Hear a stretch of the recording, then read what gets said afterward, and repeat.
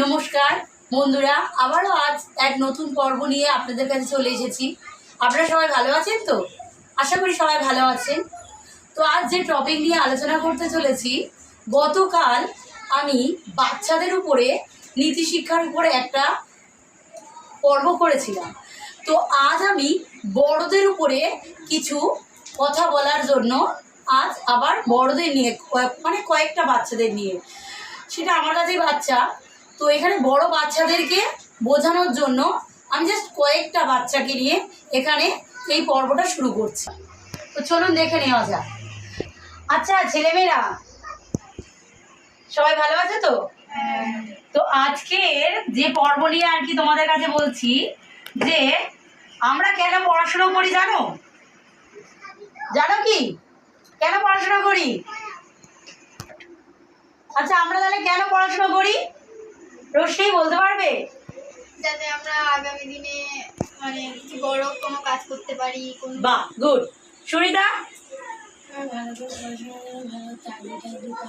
বাহ, তুমি?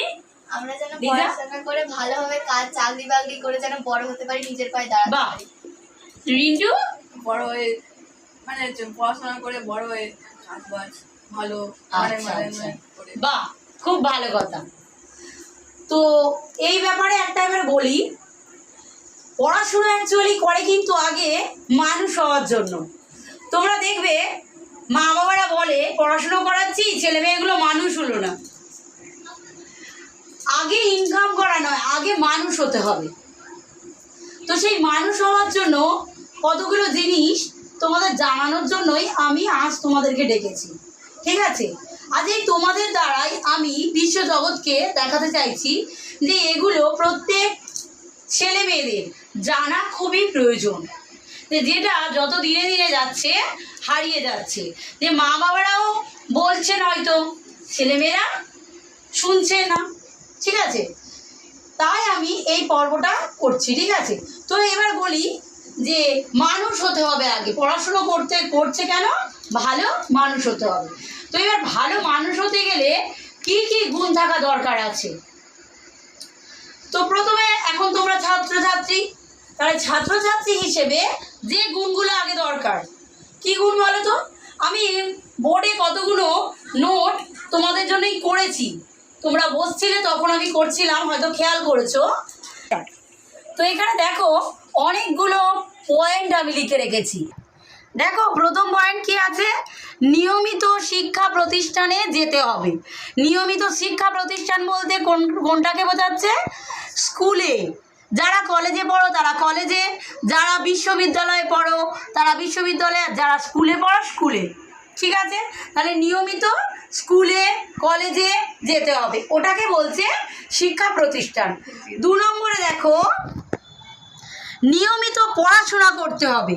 নিয়মিত পড়াশোনা করা মানে স্কুলে গিয়েও আমরা পড়াশোনা করি, সেই পড়াশোনা দেখা যাচ্ছে স্কুলে স্যার পড়াচ্ছেন বা ম্যাডাম পড়াচ্ছেন, আমরা অন্যদিকে মন করে বসে আছি। ওইভাবে না, মন দিয়ে স্যার ম্যাম যেটা বলছেন সেটা মন দিয়ে শুনতে হবে, সেটা বাড়িতে এসে আবার টাইমলি পড়তে হবে, বই নিয়ে আর কি বসতে হবে, বা প্রাইভেট টিউটারের কাছেও ঠিকঠাক পড়াশোনাটা করতে হবে। ওটাই বলছে নিয়মিত পড়াশোনা করা, মানে রোজ নিয়ম করে পড়তে বসা। যেমন নিয়ম করে স্কুলে যাচ্ছ, আবার স্কুল থেকে এসে প্রাইভেট টিউটারের কাছে যদি যাও তো গেলে, না হলে তারপরে নিয়ম করে বাড়িতেও পড়তে বসতে হবে, ঠিক আছে? 3 নম্বরে পয়েন্টে দেখো নিয়ম শৃঙ্খলা মেনে চলতে হবে। নিয়ম শৃঙ্খলা বলতে এখানে কি বোঝানো হচ্ছে? স্কুলেরও নিয়ম আছে। যেমন একটা স্কুল দেখা যাচ্ছে 10টা থেকে 10:30টার মধ্যে অনেকে স্টার্ট হচ্ছে, তার মানে 10টা থেকে 10:30টার মধ্যে তোমাদেরকে বেল পড়ার আগে স্কুলে ঢুকে পড়তে হচ্ছে, মানে ওটা একটা নিয়মের মধ্যে আসছে। আবার যখন তোমাদের ক্লাস 1টা করে শেষ হচ্ছে, আবার 1টা করে বেল দিচ্ছেন, তাহলে সেই বেল দেওয়াটাও নিয়মিত, মানে ঠিক টাইমে আবার ছুটি হয়ে যাচ্ছে। এই যে জিনিসগুলো তোমরা মানছো, এগুলো হচ্ছে নিয়ম শৃঙ্খলা।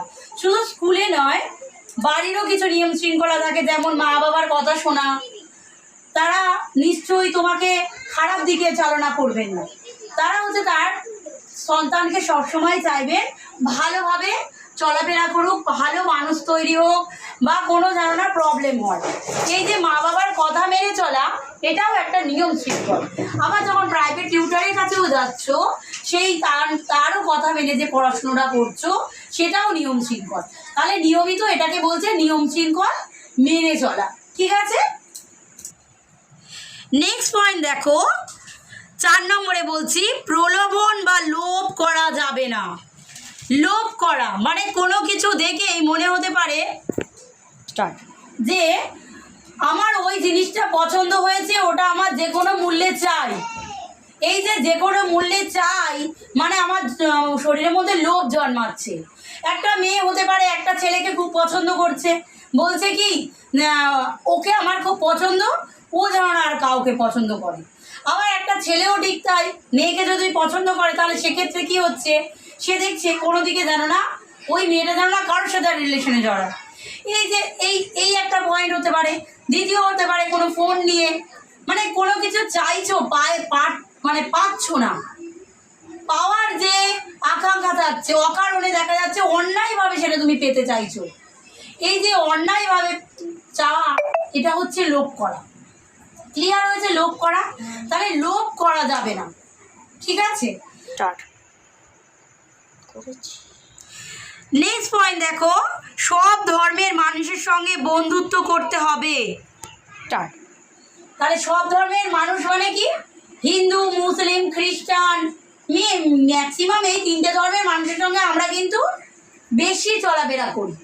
এবার দেখা যায় কি, একটা হিন্দু মুসলিমের পাশে বসতে চায় না, বলছে কি যে আমি ওর পাশে বসবো না, ও তো এই করে ওই করে। ঠিক তেমন মুসলিম কি করছে, ওরকম খ্রিস্টান ধর্মের পাশে বসতে চাইছে না। এরা প্রত্যেক ধর্মের সাথে এটা কি করা হচ্ছে, বিভেদ করা হচ্ছে। এই বিভেদ করা যাবে না, মনে করতে হবে এখানে কোনো ধর্ম নেই, আমরা সবাই একই মানুষ। ঠিক আছে, চলে দেখো 6 নম্বরে যেটা আমি বলেছি, মাদক থেকে দূরে থাকতে হবে। তাহলে মাদক মানে কি এবার বলো? মাদকটা একটু কথাটা মনে হচ্ছে না যে এটা আবার কি শব্দ? মাদক মানে কোনো নেশা জাতীয় খাবারের কথা বলা হয়েছে, মানে যেটাকে বলা হচ্ছে এখন ড্রিঙ্ক হচ্ছে, মদ, তাড়ি, অনেকে বলছে কি বোতলে আর কি যেটা খায় আর কি দামি জিনিস, বলছে ফ্রুট জুস, এইগুলো হচ্ছে নেশাগ্রস্ত জিনিস। তারপরে বিড়ি, সিগারেট খাওয়া, এই সব জিনিসটাকে মানে নেশাগ্রস্ত সমস্ত জিনিসকে বলা হচ্ছে মাদক। এই মাদক জিনিসটা খেতে বারণ করা হচ্ছে, কারণ কি এই মাদকটা খেলে কি হয়, আমাদের শরীরে কঠিন রোগ বাসা বাঁধে, লিভার নষ্ট করে দেয়, দেওয়ার পরে ম্যাক্সিমাম ক্ষেত্রে ক্যান্সারের রোগ জীবাণু বহন করে। ঠিক আছে, তো ওই জন্য আর মাদক সেবন করাও খারাপ। আর এক দিক থেকে কি না, তোমার এমনিতে টাকা পয়সাও নষ্ট করা, আর তাছাড়া নেশা যখন হয়ে যাবে তুমি ভুলভাল কাজ করতে থাকবে, তো এতে অনেক বিপদও হতে পারে। তারপর নিজের ভারসাম্য হারিয়ে ফেলা, তাহলে এতে কি হচ্ছে কি বিপদ হতে পারে। তাই ওই মাদক জাতীয় জিনিসটাকে বর্জন করতে হবে। ঠিক আছে, মনে থাকবে। তো এবারে যে কথাগুলো বলবো এগুলো হচ্ছে প্রত্যেক ছেলে মেয়েদের মানুষ হওয়ার শিক্ষা, যাতে তারা ভালোভাবে শিক্ষা অর্জন করে সমাজে সুনাগরিক হিসেবে গড়ে ওঠে। এইবারে যে কথাগুলো বলতে চলেছি সেটা ছেলে মেয়ে আলাদা আলাদা করে বলতে চলেছি। ঠিক আছে, এখন যেগুলো বলবো ছেলেদের ক্ষেত্রে, ছেলেদের যে বদ অভ্যাস সেগুলো আমি এখন বলবো এবং বুঝিয়ে দেবো যে তারা কি করে। দেখো ছেলেদের দিকে দেখো, আমি ছেলেদের আর মেয়েদের দুটো ঘর করেছি, এখন ছেলেদেরটা বলছি। 1 নম্বর বলছি সাইকেল, বাইক বা অন্য গাড়ি। তো ছেলেরা কি হয়, রাস্তাঘাটে সাইকেল চালাক বা বাইক চালাক বা যে কোনো অটো টোটো চালাতে গেলে দেখা যাচ্ছে যে চালানো শিখে যাচ্ছে, ওরা রাস্তাঘাটে খুব বাজেভাবে চলাফেরা করছে। মানে কি কখনো দেখা যায় সাইকেল হ্যান্ডেল ছেড়ে দিচ্ছে, বাইক চালায় বিশাল জোরে চালাচ্ছে, আবার টোটো অটো যাই চালানো বিশাল স্পিডে চালাচ্ছে, খানা খন্দ কিছুই দেখছে না। মানে রাস্তা খারাপ হলে, বাম্পার থাকলে যে আসতে যেতে হবে সেগুলো আর দেখছেই না। তো এর ফলে কি হবে, যে কোনো মুহূর্তে বিপদ হতে পারে। তো সাইকেল অ্যাক্সিডেন্ট করতে পারে, বাইক অ্যাক্সিডেন্ট করতে পারে, যে অন্য কোনো গাড়ি অ্যাক্সিডেন্ট করতেই পারে। এতে জীবন চলে যেতে পারে। যার সাথে অ্যাক্সিডেন্ট হবে তারও জীবন চলে যেতে পারে, আবার যে অ্যাক্সিডেন্ট করছে তারও হতে পারে। এমন কি যে গাড়িটার সঙ্গে অ্যাক্সিডেন্টটা হলো সেই গাড়িটাও নষ্ট হয়ে যেতে পারে। নেক্সট পয়েন্ট এবার চলে আসি ছেলেদের। 2 নম্বরে মেয়েদের পিছনে লাগা যাবে না। মেয়েদের পিছনে লাগা যাবে না বলতে কি বোঝানো হচ্ছে? আমি দেখেছি নিজে, আমি স্কুলে এক সময় পড়িয়েছি, এখন আমি স্কুলটা ছেড়ে দিয়েছি। তো বড় বড় ছেলেরা কি করছে, ওর ওরকম মেয়ে মানে একটু যারা একটু বড় হচ্ছে মেয়েরা মেয়েদের পিছনে গিয়ে লাগছে, মানে কি যেটাকে বলা যায় রিলেশনশিপে জড়াতে চাইছে। কিন্তু এটা যখন তখন করা ঠিক নয়, কারণ তাদের একটা পরিষ্কার একটা বয়সের ব্যাপার আছে, একটা ইনকাম লেভেলে যেতে হবে। তারপরে অগুন্তি মেয়ের সাথে রিলেশনশিপ করা যাবে না, মানে সম্পর্ক স্থাপন করা যাবে না। সেক্ষেত্রে তুমি যে কোনো একটা মেয়েকে পছন্দ করতেই পারো, সেই একটা মেয়েকে লাইফ পার্টনার হিসেবে চুজ করো, কিন্তু অগুন্তি মেয়েকে না। রাস্তাঘাটে অগুন্তি মেয়ে দেখলেই বাজে টোন টিটকারি মারা যাবে না, বাজে কথা তাদেরকে বলা যাবে না। মনে রাখবে সেই মেয়েই কিন্তু তোমার বাড়ির ভাই বোন হতে পারে, বোন হতে পারে, দিদি হতে পারে, মাও তো একটা মেয়ে। তাহলে তুমি একটা রাস্তাঘাটে মেয়েকে অসম্মান করা মানে তাদের গায়ে লাগা। তাই একটা ছেলেকে অবশ্যই এটা বুঝতে হবে। নেক্সট পয়েন্টে চলে যাই। 3 নম্বরে দেখো চুল কাটা ড্রেস কোড। তো বন্ধুরা, চুল কাটা ড্রেস কোড বলতে কি বোঝাচ্ছে ছেলেদের? আমি দেখেছি ছেলেরা না এখন করে এত ফালতুভাবে চুল কাটছে, যেটা দেখতে এত বাজে লাগছে কি বলবো, ভদ্র বলে বোঝাই যায় না। একটা ভদ্র ঘরের ছেলে এত অভদ্রভাবে চুল কেটে দেখাচ্ছে, এইরকমভাবে একটা কেটে দিয়েছে ন্যাড়া মতো, এপার দিয়ে আবার চুল উগ্র colour, yellow colour, red colour, মানে কি বলবো, এইসব কালার দেখলে একটা ভদ্র ঘরের মেয়েরা কোনোদিন তাদের দিকে তাকাবে? ওরকম লোভার মেয়েরাই দেখাবে। তো আমি ছেলেদেরকে সেটাই বলতে চাইছি যে তারা যেন চুলটা বিশেষ করে ভালো করে খেয়াল করে। এবার তার সাথে যেটা দেখা দরকার ড্রেস কোড অবশ্যই ছেলেরা ভালো করে মেয়েদের থেকে, কিন্তু এখানেও একটা খামতি দেখা যাচ্ছে। এখন করে দেখা যাচ্ছে ফাটা জিন্স, আর জিন্স এত লেভেলে ফাটা, ওই জিন্স টাকা দিয়ে ব্র্যান্ড থেকে কিনছে। হ্যাঁ অবশ্যই এটা স্টাইল, কিন্তু এই স্টাইলটা যতটা ভালো ভাবছেন আপনারা অতটা ভালো দেখাচ্ছে না। তাই ড্রেস কোড অবশ্যই মেনটেন করা দরকার আছে। চলুন এবার দেখে নিয়ে যাও নেক্সট পয়েন্ট। 4 নম্বর আর 5 নম্বরটা একসাথেই বলে দিচ্ছি। 4 নম্বরে একটু আগে ওর সাথে অ্যাড করে দিয়েছিলাম মেয়েদেরকে সম্মান করা, আর তার সাথে কি বলেছি, গালাগাল। তো মেয়েদের সম্মান করা মানে আমি কিন্তু বলে দিয়েছি রাস্তাঘাটে মেয়েদেরকে দেখে অসম্মান করবে না, বাজে ইঙ্গিত করবে না, বাজে টোন টিটকারি মারবে না। আর তারপরে আর একটা পয়েন্ট আমি দেখেছি ছেলেরা রাস্তাঘাটে যথাসম্ভব মানে সবসময় দেখা যাচ্ছে মুখে গালাগাল লেগে রয়েছে। আরে চলতেই গালাগাল আছে, আমি তো বলতেই পারবো না, সোশ্যাল মিডিয়ার কাছে যেহেতু চলে যাচ্ছে তাই আমি তো কোনোভাবে বাজে গালাগাল দিতেই পারবো না। তো আমি এটাই বলতে চাই ছেলেরা বহুত পরিমাণে গালাগাল করে, তো এই গালাগালটা নিয়ন্ত্রণ করতে হবে। গালাগালটা তখনই দেবেন যেন বন্ধু বান্ধবরা থাকছে ঠিক আছে, কিন্তু আদার্স কেউ যেন না সেটা শুনতে পায়।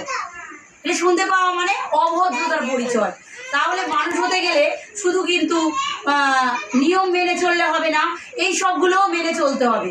এগুলো হচ্ছে ছেলেদের টিপস, ছেলেদের ভালোভাবে চলার টিপস, যাতে পরবর্তীকালে তারা ভদ্র এবং মানুষ হতে পারে। তো এবার মেয়েদের যে বদগুণগুলো বলবো, আমি সবগুলো পয়েন্ট একেবারে বলে দিচ্ছি। তো মেয়েদের যেগুলো বদগুণ আর বাজে অভ্যাস সেগুলো আমি একবারেই বলে দিচ্ছি, কারণ এটা লং ভিডিও হয়ে যাচ্ছে অনেকটাই, তাই আমি বলে দেওয়ার পরে বুঝিয়ে দিচ্ছি। 1 নম্বরে আছে ছোট ড্রেস, 2 নম্বরে আছে অকারণে ঝগড়া না করা, 3 নম্বরে আছে ফোনে বেশি কথা না বলা, 4 নম্বরে আছে রাস্তাঘাটে ছেলে মেয়েদের সাথে কথা কম বলা, 5 নম্বরে হচ্ছে নেশা না করা। তো মেয়েদের তাই কি বলেছি, ড্রেস আপ, তাই তো প্রথমে কি বলেছি ছোট ড্রেস, মানে কি এখন দেখা যাচ্ছে মেয়েরা যত বড় হচ্ছে ড্রেসটা তত ছোট হয়ে যাচ্ছে। তো এইটাই হচ্ছে মূল কারণ। তো ছোট ড্রেস পরলে তাহলে কি হচ্ছে, বড় ছেলে মেয়ে বড় মেয়ে যদি রাস্তায় ছোট ড্রেস পরে বেরোয়, স্বাভাবিক সবাই কিন্তু বাজে টন্টিটকারি মারবেই, এমনকি দুর্ঘটনাও ঘটতে পারে। তাই বড় ছেলে মেয়েদের আপনারা অবশ্যই শেখাবেন, বিশেষ করে বড় মেয়েদের, যেন ড্রেসটা খুব ছোট না পড়ে। পাটা প্রত্যেক ড্রেস যেন হাঁটুর নিচে অবশ্যই থাকে, এটা অবশ্যই মানতে হবে। নেক্সট টপিক যেটা, তাহলে অকারণে ঝগড়া না করা। তাই মেয়েরা কি করে, অকারণে কোনো কারণ নেই দেখা যাচ্ছে সবার সঙ্গে ঝগড়া বাঁধিয়ে দিল, দিয়ে একটা বাজে পরিস্থিতির সৃষ্টি করলো। এগুলো যেন না করে সেটা কিন্তু আপনারা দেখবেন। নেক্সট টপিক যেটা বলেছি, ফোনে বেশি কথা বলা। দেখা যাচ্ছে রাস্তাঘাটে যেখানেই চলছে কোনো হুঁশ থাকছে না, সমানে ফোনে গল্প করতে করতে বা ফোন ঘাঁটতে ঘাঁটতে চলেছে। 4 নম্বরে বলেছি রাস্তাঘাটে রাস্তাঘাটে ছেলে মেয়েদের সাথে কথা বলা। মানে কি, ছেলেরা কি করে, মেয়েরা কি করে, রাস্তাঘাটে দেখা যাচ্ছে ছেলে বন্ধু থাকলেই অযথা কথা বলতে থাকে। ফলে কি হয়, কেউ কিন্তু জানতে চায় না যে ওই ছেলেটা অ্যাকচুয়ালি ওর ভাই হয়, দাদা হয়, না অন্য কোনো রিলেটিভ হয়। তাহলে এক্ষেত্রে বাজে ইঙ্গিত করতে থাকে, সেক্ষেত্রে মেয়েদের নামে বাজে রটনা অনায়াসেই চলে আসে। তাই রাস্তাঘাটে অবশ্যই মেয়েকে শেখাবেন যে রাস্তাঘাটে বিশেষ করে ছেলেদের দেখে যেন কম কথা বলা হয়, অযথা যেন না ইয়ার্কি ঠাট্টা করে। নেক্সট বলেছি 5 নম্বরে নেশা না করা। নেশা মানে এখনকার মেয়েরাও দেখা যাচ্ছে। তো লাস্ট যেটা বলছি যে মাদক জাতীয় দ্রব্য, যেটা আমি ছেলেদের ক্ষেত্রে বলেছিলাম সেটা এখানে মেয়েদেরও বলছি। এখনকার মেয়েরা দেখা যাচ্ছে সিগারেট খাওয়া, নেশা জাতীয় ড্রিঙ্ক করা, এগুলো ছেলেদের সাথে মেয়েরাও এখন করছে। তো এগুলো গার্জেন এবং টিচারদের আমি বলতে চাইছি যে আপনারা অবশ্যই মেয়েদেরকে এবং ছেলেদেরকে এইভাবে একবার গাইড করবেন। পড়ার সাথে সাথে এগুলো অবশ্যই গাইড করা দরকার আছে।